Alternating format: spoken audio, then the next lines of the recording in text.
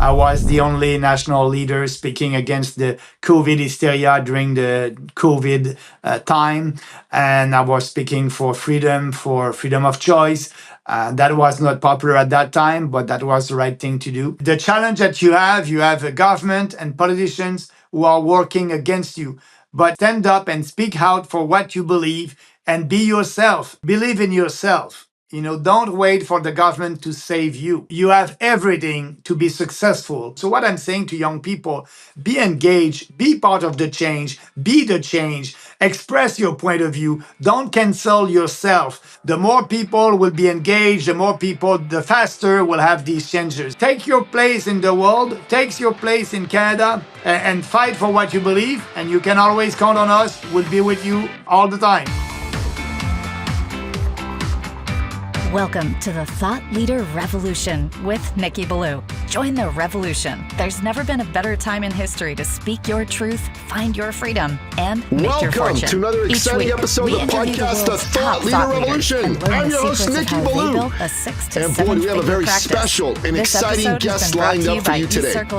Most of the time, we bring on top thought leaders in the world of business to help you be inspired and to learn how to do better in your business. But you know that we are champions for freedom, free expression, and free enterprise on this show.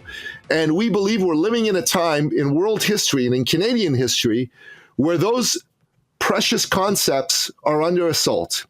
And so we're bringing today for you a true champion of freedom, a man who has on principle taken some steps that have cost him, but a man who I believe is one of the most important figures, not just in Canada, but in the world when it comes to spreading freedom.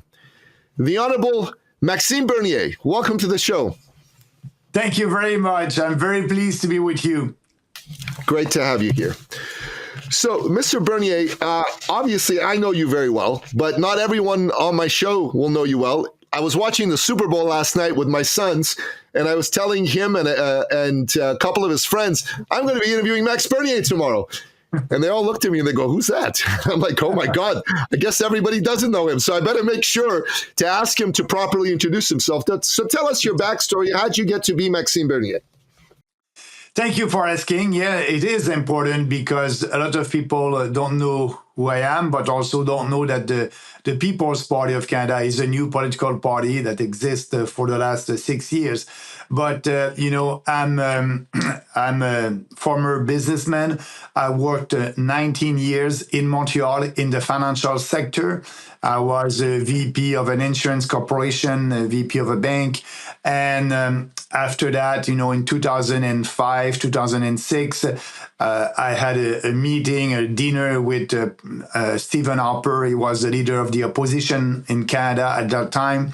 And, he was looking for ideas for his electoral campaign of 2006.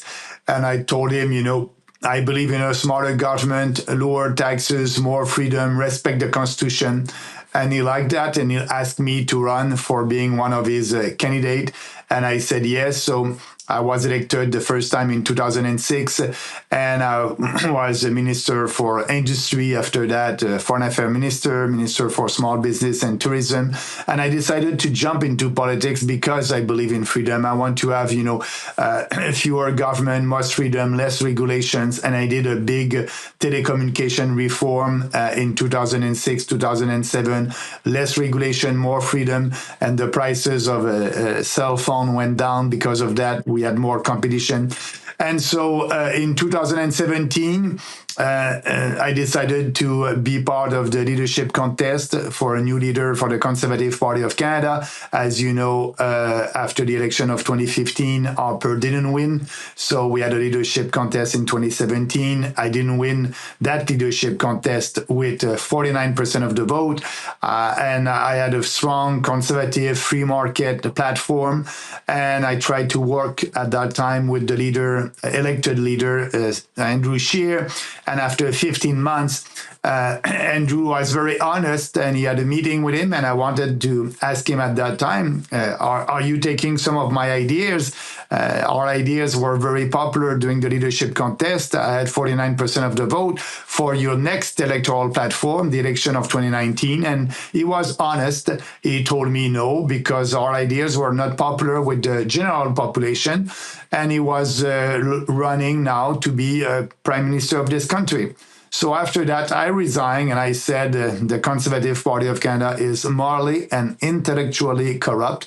They are not conservative anymore. They're doing politics by survey and polling, and they don't want to fight with the real conservative free market ideas because these ideas are not popular today. We are living in a socialist era. So we created the People's Party based on 4 principles: individual freedom, personal responsibility, fairness, and respect. And all our policies are in line with that.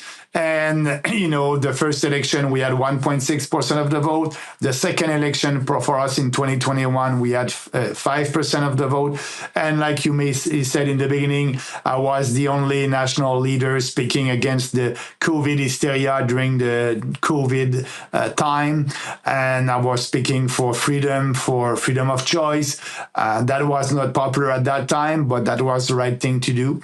And now, we are still working to be ready for the next election, maybe in 2025. And we'll see what we'll do. But this party is growing step by step.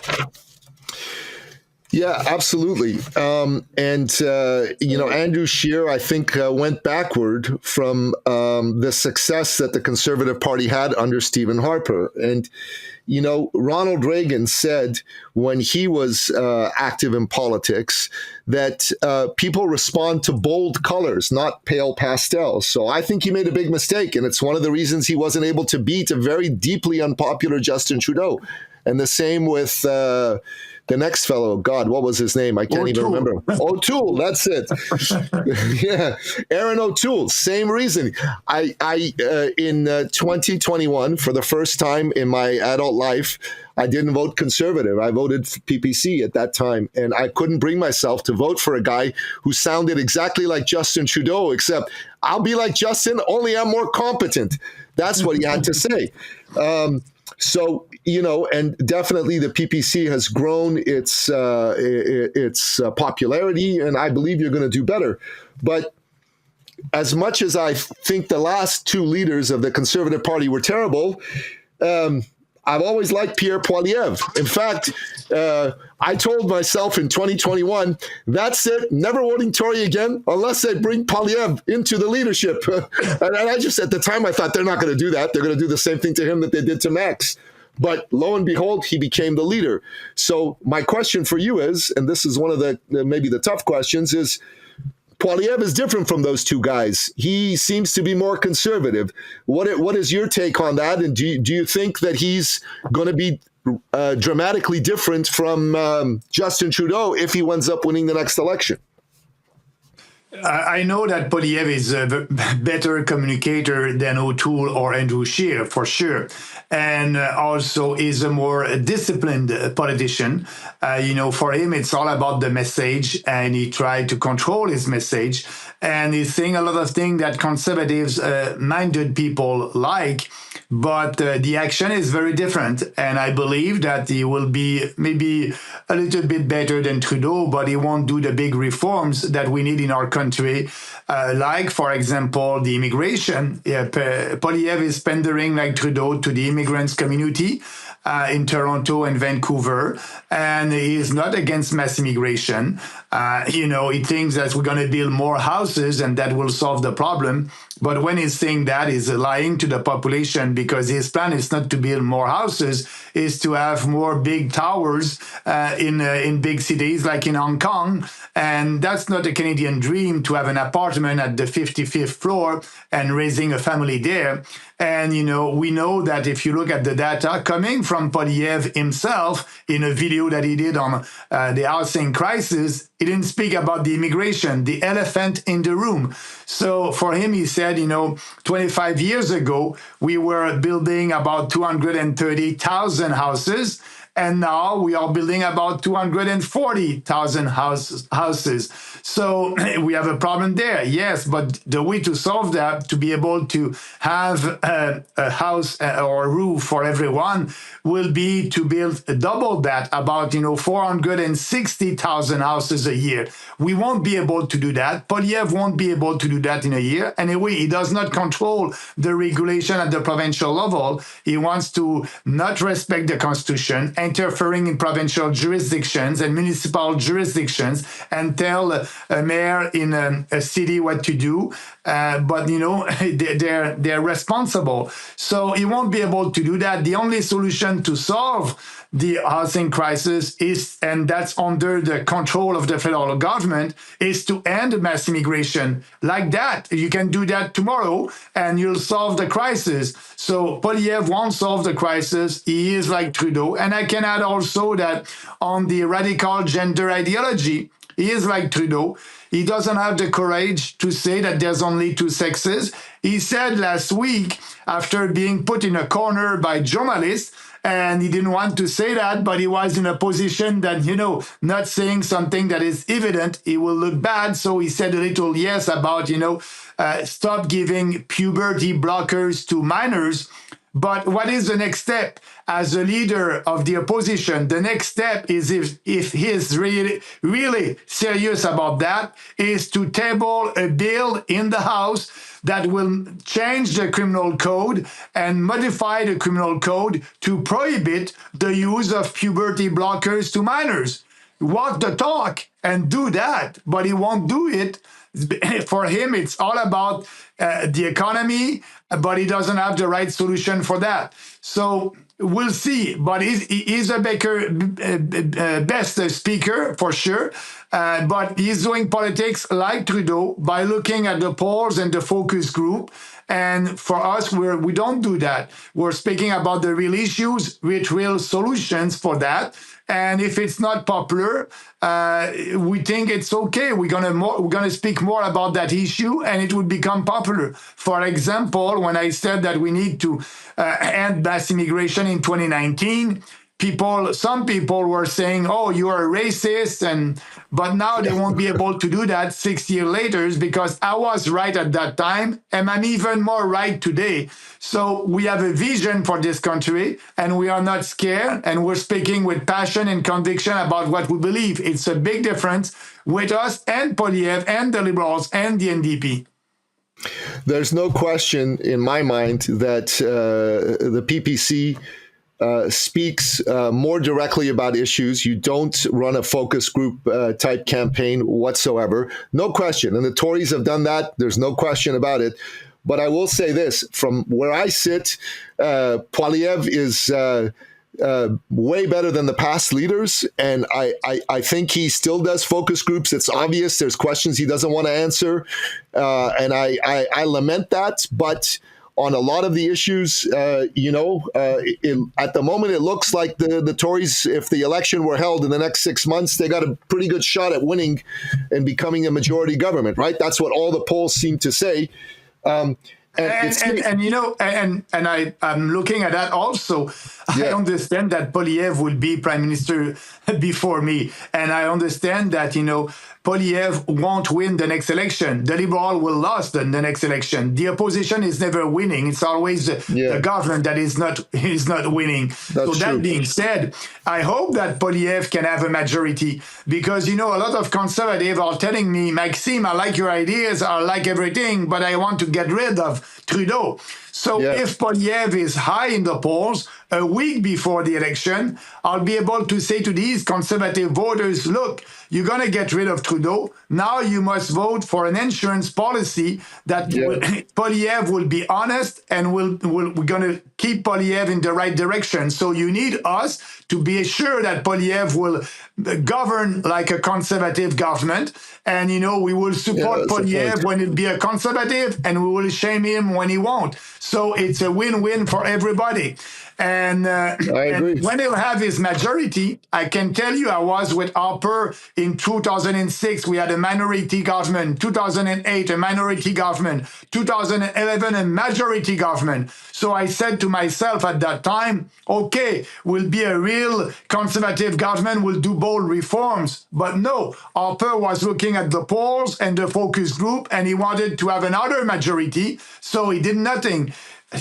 What is the legacy of Stephen Harper? Zero, niet, nothing. So Poilievre, I hope he'll have a majority, because the next election, I don't know, maybe in 2029, I'll show to everybody, no, you had a majority, and Poilievre did nothing that is very important for this country. So, I believe that Canadians need us to keep Poilievre honest. Canadians definitely need the PPC to keep the Tories honest. I agree with that, and I also think that one of the things that I noticed. I mean, last week you mentioned that with respect to transgender ideology, Poilievre came out against puberty blockers and in favor of parental rights. One of the things that I think the PPC has done, not just to the Conservative Party, but around the cultural conversation, is you've moved the Overton window in favor of limited government, small C conservative ideas. The country, I would argue today, is the most conservative it's been in the last 15 years. And I think in no small measure because of the fact that you and the PPC are out there making the case for these ideas, because the ideas are too strong. The left cannot challenge the ideas. All they can do is lie and dissemble and try to destroy the messenger. That's their only strategy. Absolutely, you're right about that. But when you're doing that, Canadians are not stupid. When you're doing that, they can see through that, and now they are seeing through that. Another example, I said in the beginning of the war in Ukraine, we must promote peace, and that's the tradition of our country. Yeah, we are right now the only national political party that is for peace in Ukraine. But Poilievre and Trudeau, another example, they're the same about that. Poilievre is okay, and Poilievre is said to Trudeau, you must give more money. We gave $10 billion to Ukraine. It's crazy. A corrupt government. And so Poilievre wants to add more money. So, on issues like that, promoting war between and contrast that with promoting peace, we are the only, and I'm very surprised that the NDP and the Green are promoting war also in Ukraine. We are the only one. So it's very different. When people are telling me you are splitting the vote, when you split something, if you split an apple, you'll have two pieces of an apple. It's the same thing. But if you read our platform and read the Conservative platform, it's very different. I gave you just right now three issues. It's very different. You don't split something that is different like that. We are different, and that's why I agree with you. Our goal is not. We are doing politics for the mid and the long term. That's a big difference with these establishment political parties, the Conservative, the Liberals, the NDP, the Green. They're looking at the short term. We're looking at the middle and long term with our ideas. And yes, we want to move the Overton window. And that's why we need to speak about our ideas. But for the Conservative, they don't care about that. They're doing focus group. Poilievre is following the public opinion. He is not a leader, he is a follower, and we are not following the public opinion because we believe that the public opinion has been manipulated by the radical leftists, by the leftist journalists, by the liberals, and we are there to tell the truth based on facts. That's a huge difference with us and all these establishment political parties. There's no question. And what you said about the NDP and the Greens is true. This is the first time the NDP has been in favor of a war that I can ever remember. It boggles my mind. And it makes you wonder if they're... I better not say it, but you know what I mean? If they're not doing it for the right reasons, because I tell you this, I've never been a leftist, never supported a leftist in my life. But there are things I admired about some members of the NDP, like Jack Layton, for example, didn't agree with one of his policies, but the man loved this country. The man had beliefs. He didn't care if you agreed with him. He didn't run polls by focus group. And for that, I respected him. And he must be rolling over in his grave to see his party in favor of war. He would never support this. Never, not for a minute. No, you're absolutely right. You're absolutely right. Yeah. Anyways, so let me ask you this question. Do you believe that the PPC can win some seats in the election if it happens this year or next? Do you think you're positioned to win your first seats? I think in our growth as a movement, we are there. It may be possible at the next election in 2025. Actually, we'll have a full slate of candidates, one candidate in every riding. Our main goal will always be to grow our percentage of the vote. And so from 5, I don't know, because from 1.6 to 5, we almost triple our score. So if we only double that, we're going to go from 5 to 10. So that's the national average. But at the last election, for example, in Alberta, our average in Alberta was 10%. So in some ridings, maybe, yes, some of our candidates can be elected, and I will work hard to be elected. I will run in Portage-Lisgar in Manitoba. So we'll see. But that will be the next step for our party, to have 1, 2, or 3, or I don't know how many candidates elected, and pushing our ideas out there. Yeah, because in my opinion, if you had representation in Parliament, and then in question time you could get up and ask these questions directly, it would be a good thing for the country, 100%. Yes, it would be good. It would be good for us. But don't forget also that as if we have a couple of candidates elected, because of the rule right now in the House of Commons, maybe I'll be able to ask a question every 2 weeks. So our goal is to influence the Canadian politics, and our ultimate goal is to be elected. But I'm looking at what the Green Party did. Actually, they won the debate. The Green Party, their most important policy in their platform is fighting climate change. And now you have all these establishment political parties that are having the same platform, including the Conservative. They will have goal. I must admit that Poilievre won't impose a carbon tax, but he will impose more regulation on businesses. He will give subsidies to the green industry. He will be in line with the Paris Accord. So the Green won the debate on that, and they're not in power. They're not the official opposition. So we can do the same thing by moving the public opinion. The one issue that I believe will do this is mass immigration. I'm telling you this, I'm an immigrant to Canada. My family escaped tyranny in Iran. I'm a Christian from Iran. We left after the Islamic Revolution, and Canada opened its arms to us, and we're very grateful for that. But you know who the biggest opponents of mass immigration are, Max? People like me. We are absolutely hardcore angry about this at a level that native-born Canadians are not. And if you really want to win the debate, you go in front of every legal immigrant community and you make the case. You worked hard, you sacrificed for your families. They're going to jump up and cheer you, and they're going to scream for that. That'll change votes, in my opinion. I think you have a point there, because when I did my announcement on immigration in 2018 before the election, that was a big speech on immigration, why we need to stop mass immigration. And that was near Toronto. And in the crowd over there, that was, immigrants. We had, black people, white people, Muslim people, Christians people, and they were in line with that policy, because when they came to Canada, they had to respect some rules. They had to speak English or French, and that was tough for them. And at that time, it was a privilege to be a Canadian. And you are not able to come to Canada the first time after a year. Some had to wait a little bit longer and learn English or French, but that's not the case anymore. We have an open borders mass immigration policy, and that must stop. And you're right, it's not only born Canadians who are against mass immigration. It's same thing with new immigrants. They came to a country, and now we are destroying the social fabric of our country with mass immigration.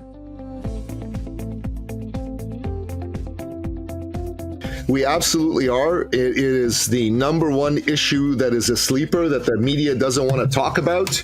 And I'll tell you right now, in the United States, I believe Donald Trump will be elected president again in November. They can't even steal that election. That's how much this issue has hurt the Democrat Party. And I believe in Canada, it's the same. We're more polite about it, but we are just as angry. You're right. You're right. I can see that. I'm traveling across the country, and I can see that our support is growing, and that will have an impact at the next election, because the choice would be clear. We will be if the ending mass immigration is your main concern, we are your only choice. We're the only party that is speaking about that and pushing the envelope to be sure that we're going to end that in Canada. I think it's a good idea to push that hard. And in my opinion, the Conservative Party will eventually be forced to follow you. They won't, because if they don't, they're gonna bleed support that they don't want to bleed. And eventually even some not so crazy liberals will do the same. So we'll see. That's true. So, Max, if you don't mind, I want to change the conversation a little bit. I'm very passionate about helping young men. I have two sons. One is 18. The other is about to turn 16. We live in a world that has gone mad. It demonizes men. It demonizes manhood. It demonizes young men in particular. And the left is cheerleading this.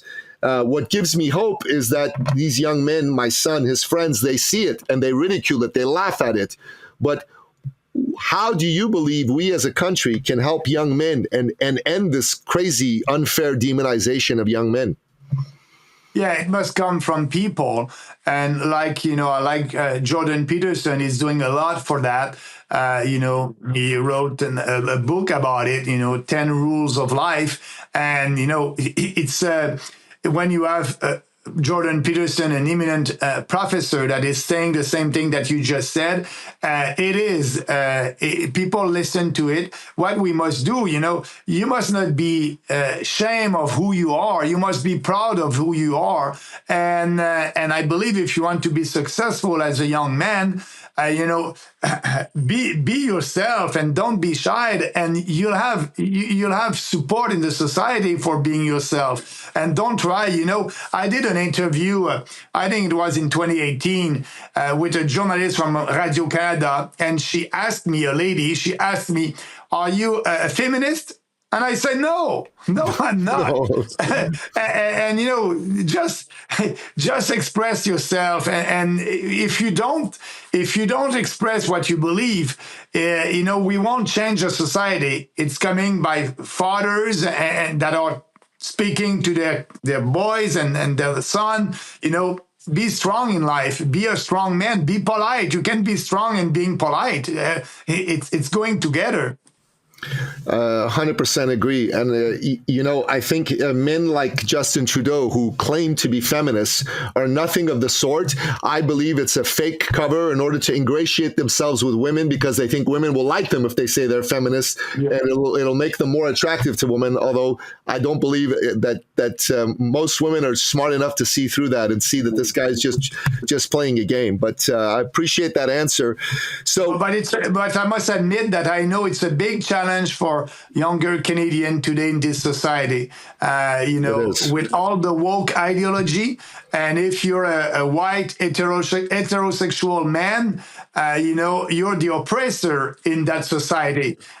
So it's the woke ideology with also the diversity, equality, and inclusion programs are destroying, the nuclear family. That's their goal, and the role of the father and the role of man and in the society. So we have all these leftist woke that are not helping to grow a powerful society with men in their role and women in their role. They can be, I'm not against a woman being successful in business. That's great. You can do what you want. But, we need to, as a man, being out there and being responsible. 100%. And, to demonize men is bad. Demonizing women is bad. Demonizing men is bad. And the left is doing this keep men and women at each other's throats, because this is how they fool them into staying in power. And everything you say about woke ideology, I agree. I'll show you just really quickly. I wrote a couple of books about this with an American conservative thinker. This is a book, Great Patriot Boycott book. This is a list of companies that are pro and anti-woke and pro-traditional values. And this is a list of companies to boycott because they're woke. So we wrote this and we went after Disney and we got the attention of Donald Trump. He endorsed it. So that was kind of fun and cool. Congratulations. Yeah. Thank you. So I should do one for Canadian companies at some point. That should be next on the list. But anyways, so, but just to let you know, I don't drink Bud Light for sure. I don't drink. Good for you. Me neither. It's good.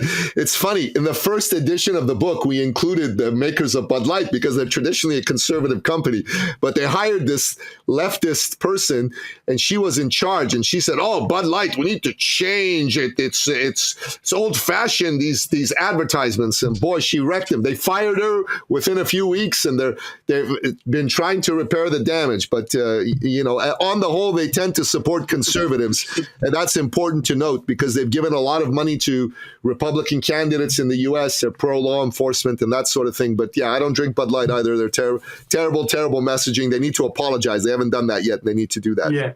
So, Max, I'm going to ask you a question because I think every young person is going to want to hear your answer. Given all the craziness in the world, are you still hopeful for Canada and its future? Oh, yes, absolutely. That's why I'm in politics.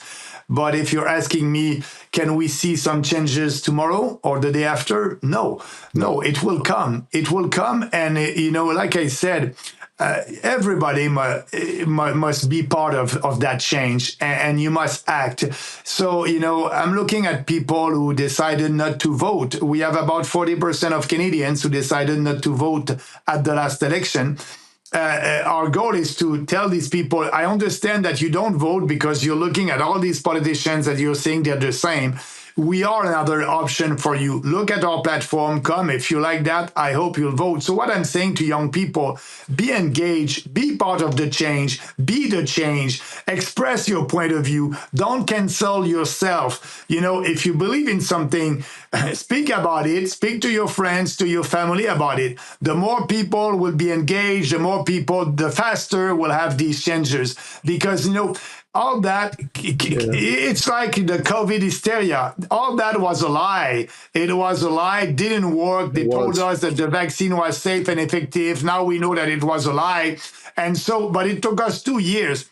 But, it's why we need to be engaged. We need to, the mainstream media, when the mainstream media is telling you something, do your own research and look at it. Be critical toward the mainstream media. Be engaged in the political debates. And yes, I believe that things will change because truth will always prevail. It's a question of time, and the time is on our side. Well, I appreciate you saying that because I agree with you, but it's a message people need to hear. One of the things that the left is very good at doing is trying to demoralize us into thinking their victory is inevitable. And the truth is they're the ones who really secretly are feeling demoralized because they know once the people know the truth, they're never going to be able to persuade them. And interesting about what you said about 40% of Canadians did not vote in the last election.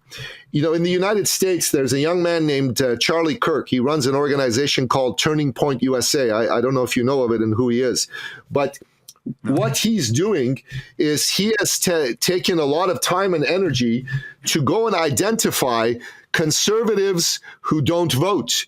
And he believes that with his team, they've identified 4.5 million conservatives who don't vote much in the main swing states in America. And they're sending volunteers to go engage with them, to have conversations with them, to try to sign them up to vote. And I just thought to myself, wow, that would be amazing if that happened in Canada, because I think that we must have at least 1 or 2 million conservatives who don't vote. Imagine if only 500,000 of them decided to vote in the next election. That could be incredible, no?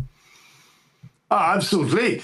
Just for us as a political party, in the 40% of the population in Canada who didn't vote, if we have half of that, we'll be at 20%, and we'll have a huge influence. So yes, that's why it's good to be, my goal is to be very active on social media, but also it's good to be in the real life, engaging with people, having a real discussion.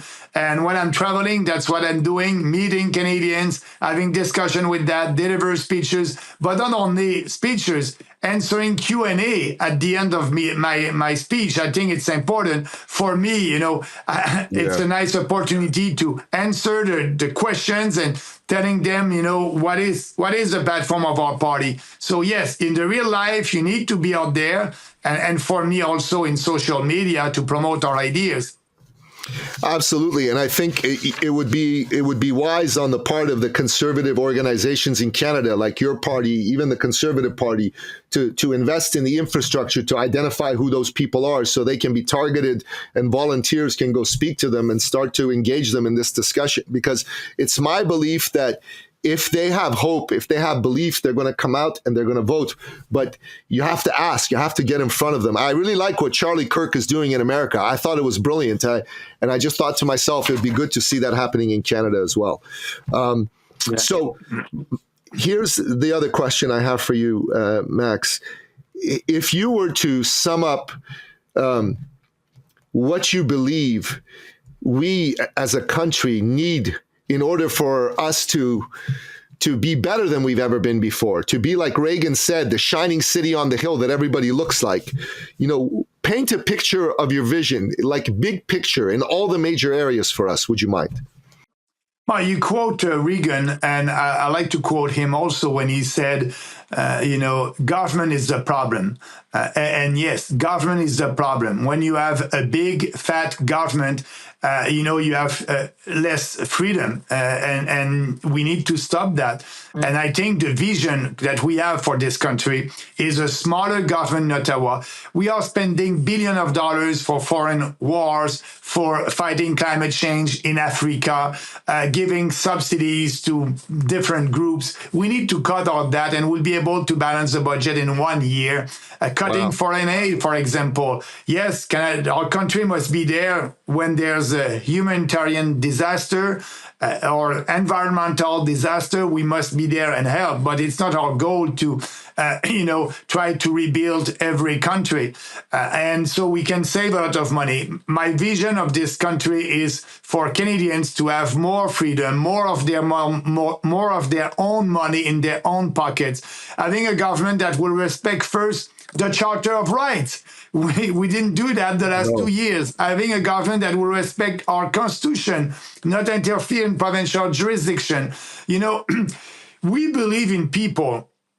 We believe that, and we have faith in people. We have faith that Canadians have the opportunity, the dignity, and the right to make their own decisions and determine their own destiny. They don't need to have a big fat government telling them what to do or what not to do. People must be responsible of their actions. And when you're responsible of your action, if you do good things, good for you. If you do something bad, you're going to have to pay for it. That's responsibility, the basic of responsibility. So we must find that. It was part of us, but now we have a big government that is there to protect everybody. And, we cannot afford that. We are broken as a country with these huge deficit. We have the inflation and the immigration crisis and the housing crisis. But that's why, for me, immigration is very important, because the impact of mass immigration is everywhere. Housing, renting, healthcare, social services, education. All these people must have an education. They will have to go to hospital. They will need healthcare. And, we have huge waiting times for surgeries here in our country for born Canadians. So you add that all these newcomers that are coming every year. We need to stop that. The impact of mass immigration is huge on our Canadian society. So that's why I think it would be the first thing to solve. But the vision that I have for the future, it's a country that will respect Canadians, respect the Charter of Rights, respect our Constitution, smarter government that will lower taxes, and, a government that will be there to be sure that we can live in a free and safe society. Right now, where it's not safe in big cities in our country. We need to be tougher on crimes, and we are not. So that's part of our vision. We believe in people. We don't believe in a big fat government. We want to give everything, all the resources for Canadians and for our country, and not giving that to other foreign entities or the UN or the World Health Organization. Amen. Amen. You're singing to the choir, my friend. Our country is a sovereign country, as you know. So yes. That's why, the UN and the World Economic Forum and all these international organizations, they must not tell us what to do. We are sovereign, and that's why we won't participate in their socialist agenda. Amen. Amen. No, brilliantly and well said, and I agree with all of that. Max, a few weeks ago, the Rebel News reporter David Menzies, who I happen to know and I consider a friend, he was attempting to do a scrum interview on the side of the road with Deputy Prime Minister Chrystia Freeland. She was ignoring him.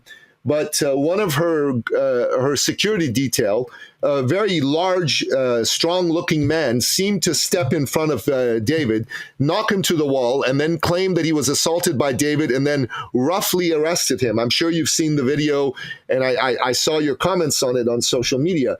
To me, as an Iranian, that sort of thing would happen in Iran, and it's one of the reasons my family fled Iran, because we want to be able to live in a country where the media tries to hold the powerful to account, and it is not going to be arrested. What can you say to Canadians, and indeed the world, about this from the point of view of Max Bernier and the PPC? Because I would be very interested in hearing that. That was unacceptable. That was a lie from the police, the RCMP, because you're right.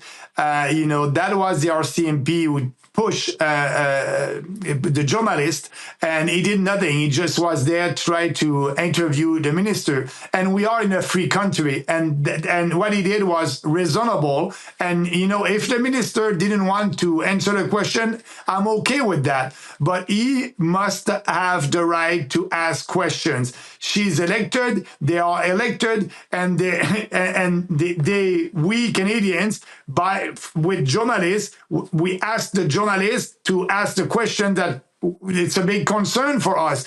And I was, not proud to be a Canadian when that happened.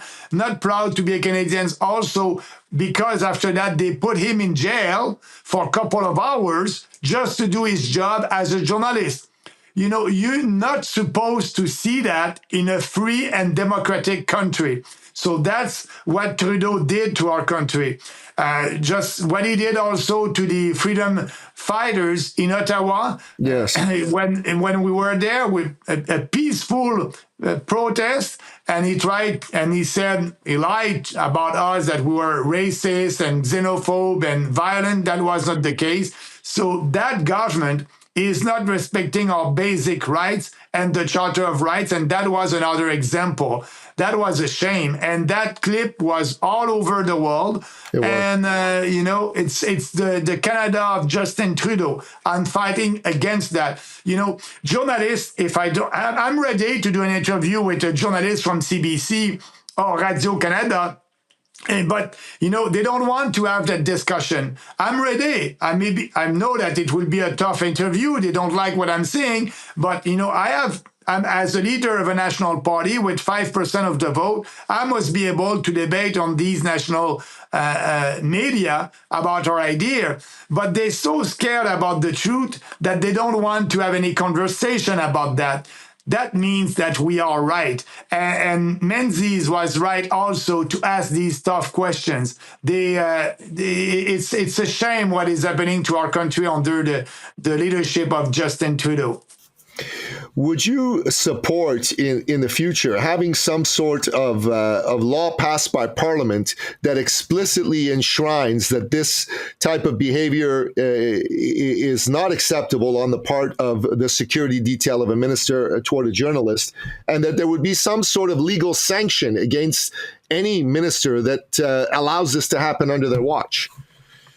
But, ministers must be there to be able to be free and answer the questions. And if they don't want to answer the questions, that's on them. People will judge them by their behavior. So I don't believe that we need a law. I believe that we need to respect our Charter of Rights. We don't need to always solve something by a new law. No, we have the Constitution is there. We just need to put the right people in place, people who will respect our Charter of Rights. And journalists has the right to ask questions. He did that. You may not like it, but that was what he was doing, just asking questions. Yeah. I don't like to table a new legislation. We have the Charter of Rights, and that's more important than the law. Our Constitution is the ultimate legislation in our country. Amen. No, that's very true. My thinking was that if a RCMP officer did this and lied, that he would face a sanction and the minister would face a sanction for allowing a member of their detail to do this to a journalist. So they could be sued. They could be removed from their jobs. Menzies can do that if he decide. I know if he can sue this RCMP officer, and we'll see what will happen. It's all open there. Yeah, amen. Well, I thank you for taking the time to answer this question, because I know it's an important one and it's a tough one. And as we look to wrap up, Maxime, what would you tell our young people? What inspirational message of hope would you give those folks as they look at the world before them right now? Believe in yourself. Don't wait for the government to save you. You have everything to be successful. The challenge that you have a government and politicians who are working against you. But, stand up and speak out for what you believe and be yourself. You can count on us. We will always support Canadians and young people. And, the first step that you can do is to, before voting, is to look at the platform of every political party and go on our website, peoplespartyofcanada.ca, click on platform, read our platform. It will take you 10 minutes, and so you'll know. But the future will, maybe we are right now in a very tough time. We may have a recession. Inflation is there. But you can count on us. You can count on the PPC. We are working to have a better society as soon as possible. I believe that we have the best vision for this country. For you young people in this country, I want you to be able to have a house or an apartment, being able to rent an apartment, and having a family and kids. Right now, I understand it's very difficult. So that's why if we end the mass immigration, prices will go down for housing, for renting. That will help. So, and if we lower your taxes, you'll have more money. But we have a platform that is good for the country, every Canadian and young Canadian. So take your place in the world, take your place in Canada, and fight for what you believe. And you can always count on us. We'll be with you all the time. Maxime Bernier, a real pleasure, a real honor to get to spend this time with you and hear from you directly, your ideas and your vision for Canada, and keep doing what you're doing. And I think you've already moved the Overton window. Keep moving the Overton window. In the next couple of years, it'll only be good for Canada and only be good for the cause of freedom around the world. God bless you. Thank you very much. We'll do it. And thank you again for giving me that opportunity to speak to your viewers. Let's stay in touch. Absolutely. Take care. Bye-bye. This episode has been brought to you by eCircleAcademy.com, the proven system to add 6 to 7 figures a year to your thought leader practice.